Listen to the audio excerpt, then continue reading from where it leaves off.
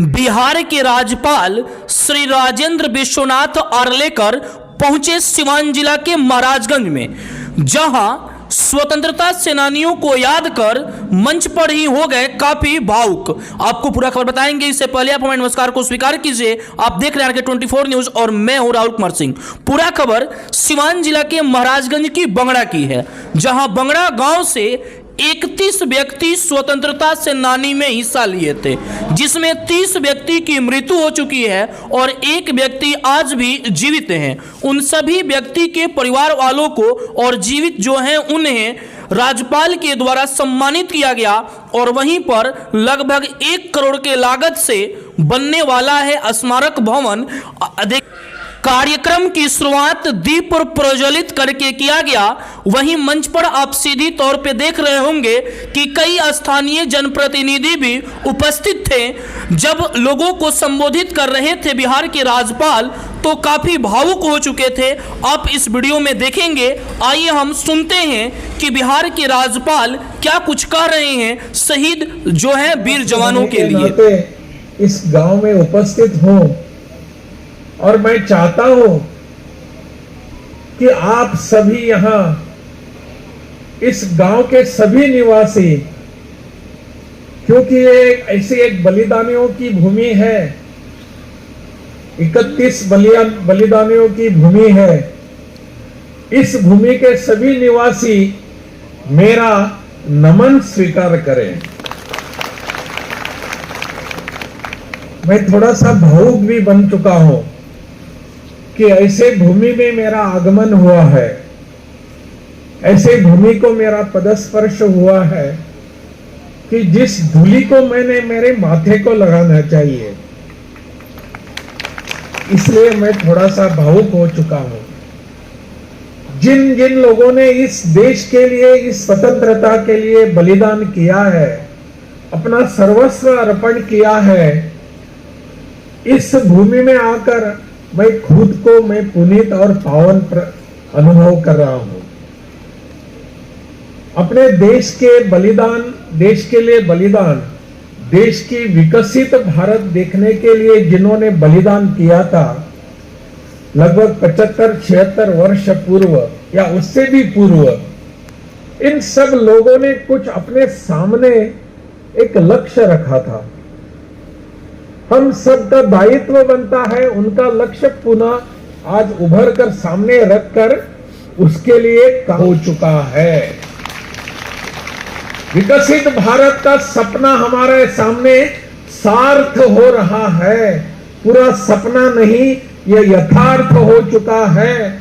इसको हम अनुभव कर सके, इसलिए विकसित भारत की यात्रा हो रही है। यह किसी एक पार्टी की यात्रा नहीं है, ये राजनीति की यात्रा नहीं है, ये तो हमारे पूरे भावनाओं की यात्रा है। इसलिए प्रधानमंत्री चाहते हैं कि इस देश का अविकसित में अगर कोई भाग रहा है, उसको भी विकसित करने का संकल्प हम लें। इसलिए ये यात्रा है। इस देश का छोटा हो, मोटा हो, बड़ा हो, कोई भी हो, कोई भी इस देश का व्यक्ति हो, वह विकसित भारत का एक भाग है, हिस्सा है। इसलिए हम चाहते हैं कि सभी जगह यह यात्रा होनी चाहिए। प्रधानमंत्री जी का यह सपना है।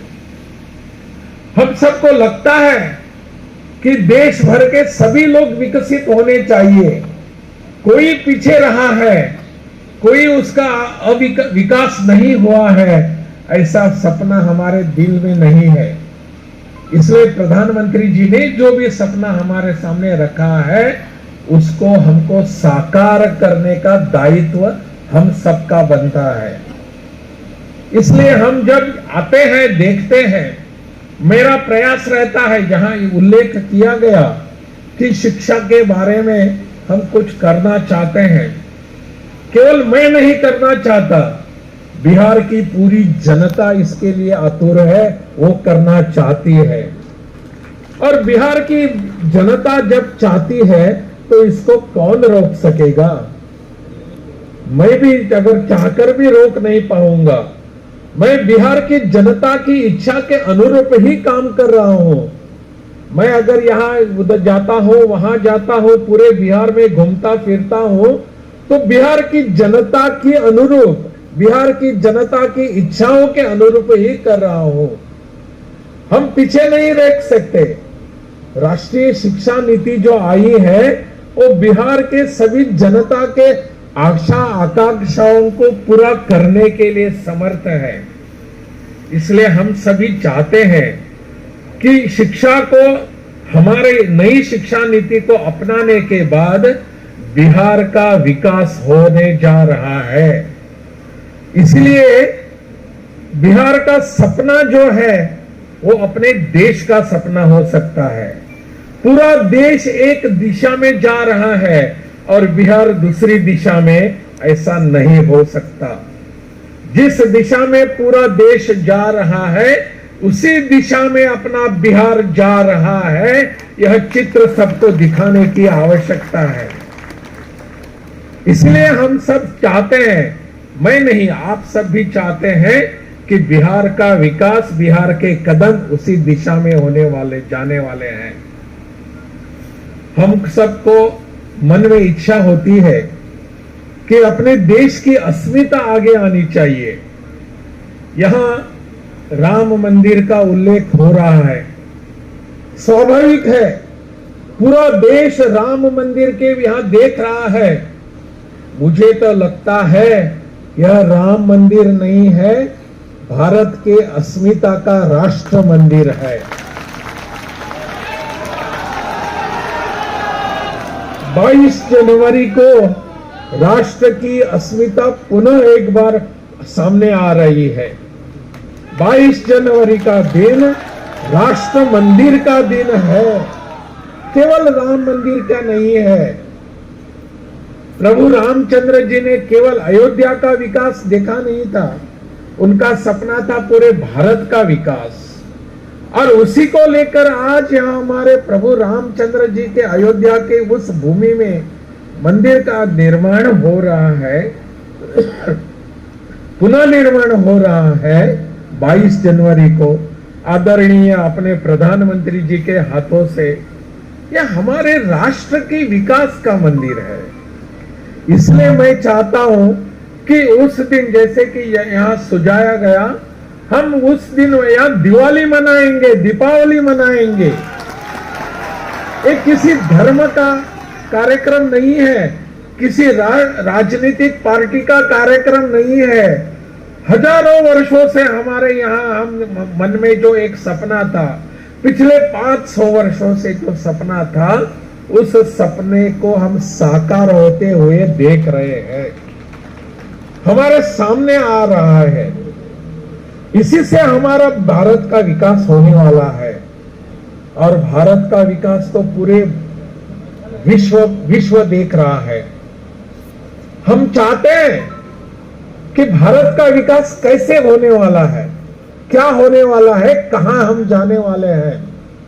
बहुत सारे लोग भारत को सोने की चिड़िया कह के पुकारते थे और अभी भी कहते हैं कि भारत पुनः एक बार सोने की चिड़िया बन जाएगा।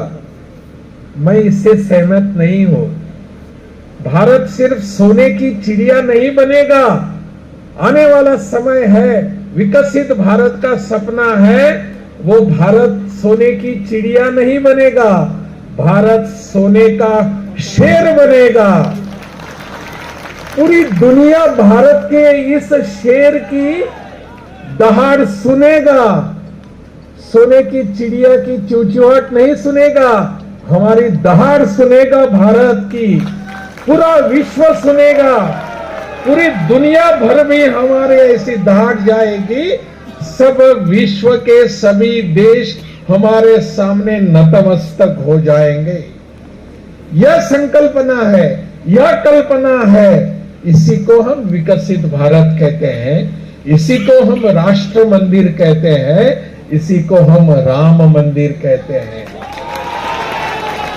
ऐसी दहाड़ हम पूरे विश्व में देने के लिए समर्थ होने वाले हैं। ऐसी दहाड़ पूरा विश्व सुनेगा, लेकिन हमको इसके लिए तैयार बनना है। हमको इसके लिए अपना हिस्सा उठाना है। हम घर में बैठकर केवल अपना नारा दे देंगे और अपना देश शेर बन जाएगा, ऐसा नहीं हो सकता। हम सबको अपना योगदान देने की आवश्यकता है। हम घर में बैठेंगे लेकिन बाहर आकर भी इस पर योगदान दे देंगे। हम चाहेंगे कि इस देश के विकसित भारत के इस संकल्पना में मेरा भी योगदान रहेगा। क्या योगदान रहेगा?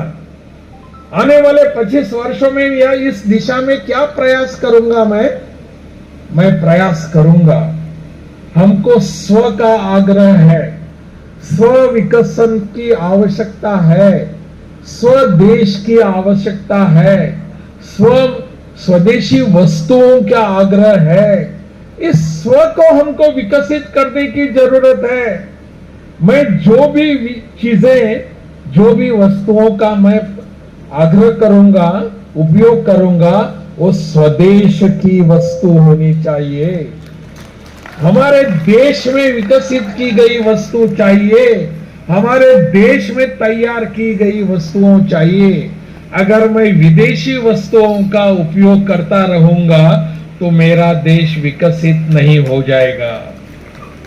मेरा देश विकसित तब होगा जब मैं अपने स्वदेश की वस्तुओं का उपयोग करूंगा, तभी मेरा देश बाहर जाकर शेर बनेगा और वो दहाड़ लगाएगा।